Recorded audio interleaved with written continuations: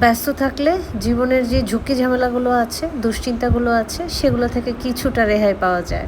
ঝটপট রেডি হয়ে বের হয়ে পড়লাম। টুকটাক অনেক কাজ শেষ করলাম।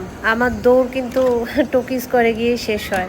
মানে টোকি স্কোয়ারের মার্কেটটা আমার এত ফেভারেট, সেখানেও যাওয়া হবে।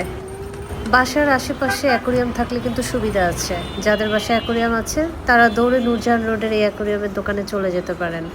অনেক সুন্দর সুন্দর মাছ দেখলাম, আপনাদের সাথে শেয়ার করলাম। ভিডিওতে এই দোকানের অ্যাড্রেসটা দেওয়া আছে। যাদের বাসায় অ্যাকোরিয়াম আছে তারা কিন্তু এখান থেকে অনেক কিছু কেনাকাটা করতে পারবেন। মাছগুলো দেখতে অসাধারণ সুন্দর, এত রঙিন মাছ দেখে মন ভালো হয়ে গেছে। এখানে কাজ শেষ করে চলে আসলাম টোকিওতে। শুরুতেই যেটা বলেছিলাম, আমার দোষ শেষ হয় টোকিও স্কোয়ারে।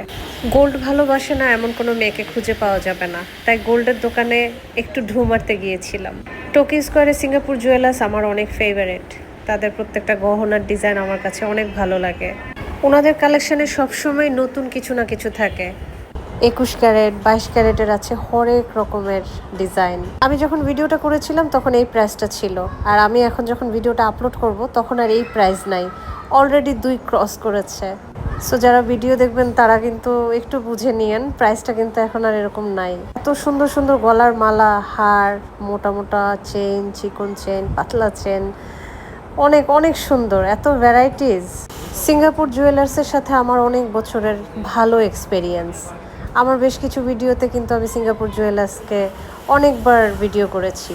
তাদের কালেকশনগুলো আমি নিজে দেখেছি, আপনাদের সাথে শেয়ারও করেছি। জয়পুরীর মতন দেখতে যে ডিজাইনগুলো, সেগুলোও কিন্তু অসাধারণ। গোল্ড লাভাররা এই ভিডিও দেখলে দারুণ খুশি হবেন।